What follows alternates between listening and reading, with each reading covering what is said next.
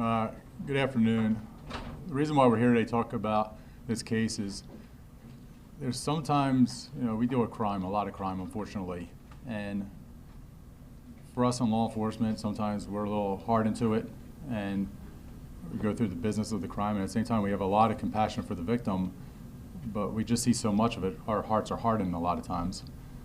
There's some cases that we hear of that absolutely, even for us in law, lies and remind us that there are pure evil in this world. And because of the pure evil that happened yesterday, there's a 75-year-old man who was a father, a grandfather, a Vietnam War Army veteran who was killed. And when you hear about what happens, that's why I think we want to get this out there. And there's also a call to action because we need the public's assistance. The suspect, his name was Justin Pinnell, 21-year-old male. And around 2:30 yesterday, he gets in his PT Cruiser and he starts doing some errands. But there's something about Justin that we find out through our investigation later on, and I'll tell you now, it brings up that pure evilness. He tells our investigators he had a plan for several months and has been thinking about it, that he wanted to kill somebody. So as he's driving around his PT Cruiser, he does his errands. Around 2:30 yesterday afternoon, he's at the intersection of Aripeka and Old Dixie Highway, and he sees our victim who's walking by himself on the side of the road, and he's walking with one of those wooden walking sticks. He's going down the street with a wooden walking stick, and the suspect sees him. The suspect drives past him, intentionally makes a U-turn, goes towards the victim, and starts accelerating at a high rate of speed. The suspect tells us later on that while he's driving there at this victim, he can see the look of fright on that victim's face. He can see that fear. He can see the emotion of, oh my gosh, this person's about to hit me. And the victim tries to get out of the way. The suspect intentionally runs him over and hits him. The suspect's vehicle, why? Because the victim was off the side of the road. The suspect's vehicle gets damaged, it breaks down. He actually calls 911, and I give our credit to the dispatcher in the County 911 Center. She actually gets a confession out of him on the tape. As our deputies arrive on scene, I want to appreciate Major Franz of Florida Highway Patrol. Their traffic homicide investigators did an outstanding job partnering with us on this case. They go through this investigation, and he absolutely admits to our deputies and our detectives that he had the intention to kill somebody. And it just happened to be this 75-year-old father, grandfather, and Vietnam veteran. This is one of those things that when you talk in society how evil things are, this man is absolutely evil. He's being charged with first-degree homicide, and I want to thank Assistant State Attorney Poda Popakis. I apologize for her name, butchering her name, but I want to thank her very much. Everybody just knows her as Poda. I want to thank her very much for her work. But there's something else I got to get out there, and we need the public's assistance. We talk about evil in this world, and there's a saying, the greatest sin is the indifference of good men. Well, I'd say that's the greatest sin is the indifference of good men and women. The one witness who called us from the side of the road and said, hey, this is what happened, I see something out here, there's a body on the side of the road. That person also identifies us that other people drove up, witnesses, possibly took photographs and drove off. If you're one of those men and people that were a witness out there, men or women that was a witness, please contact the Pasco Sheriff's Office. We just need your assistance.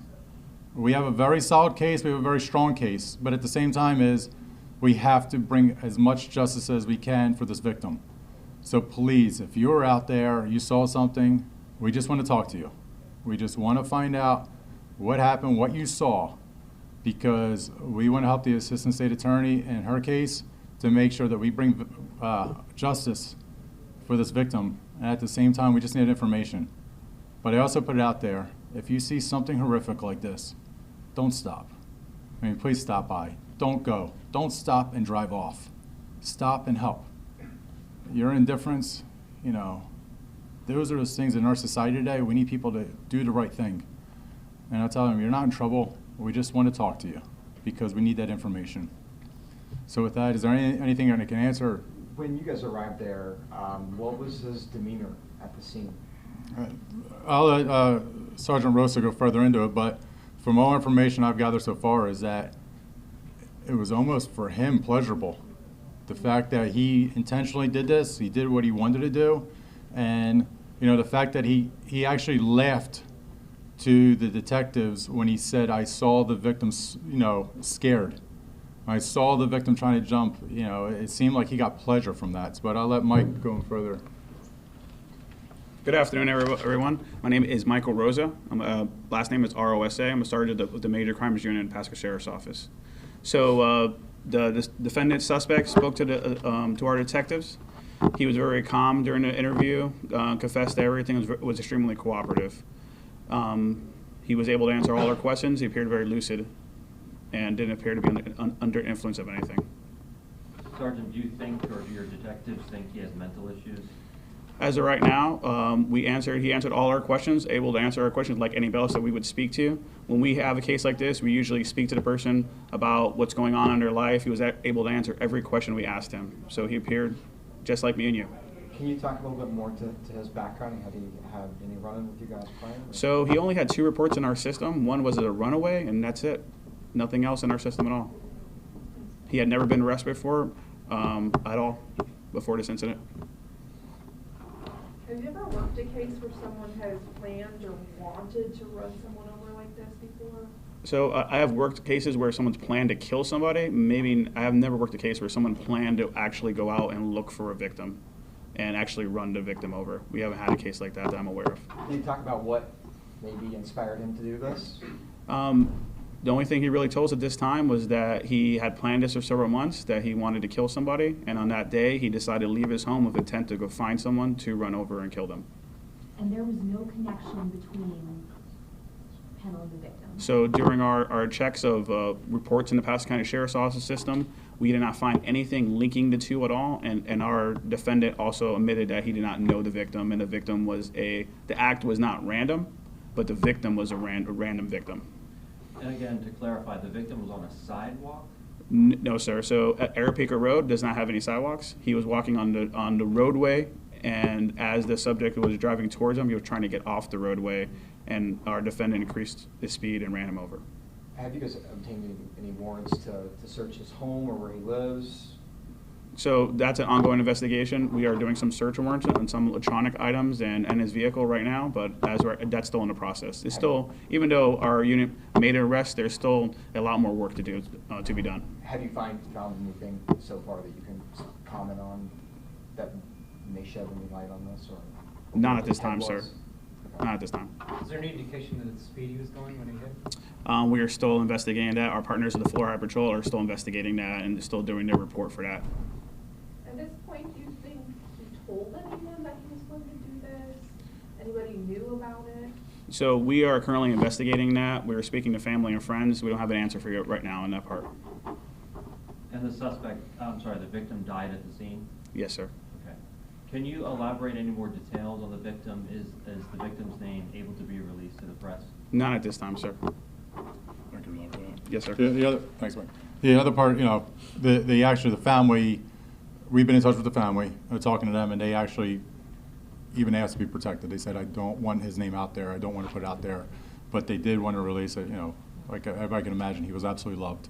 And, I can't imagine just the horror of having to, I don't think she's going to have to talk to her grandkids at this time about it. But just for society at large, everybody who's probably at home watching this and thinking about this,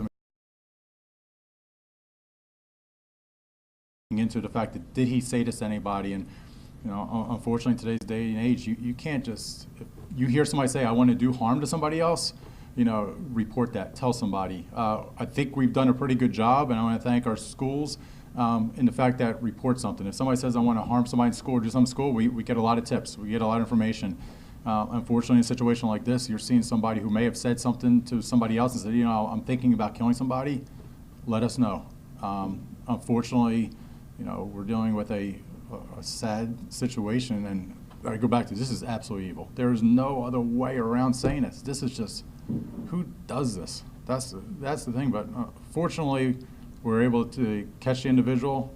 Maybe God intervened in the fact that that car broke down and wasn't able to go any further, and he wasn't able to escape. And we were able to quickly catch that person, because I think nothing's worse than losing a loved one. But for those that have lost a loved one, they don't know who killed that person. I can't imagine living with that. And we're able to at least bring justice to that family. We can't bring back their loved one. They're in heaven, but we can bring justice to that family now. So his vehicle was significantly damaged? Yes, he could not. We're probably under the understanding, I know the investigation's going on and there's still things that will come out. We're probably under the understanding that if he could have fled, he would have fled, but he could not flee. And so he was stuck there, and he knew at that point there was nothing he could do. All right, anything else? Will you be releasing that 911 recording? Let the investigators, that's for them and the state attorney. So as of right now, since the suspect confessed to the crime, we will not be releasing that recording.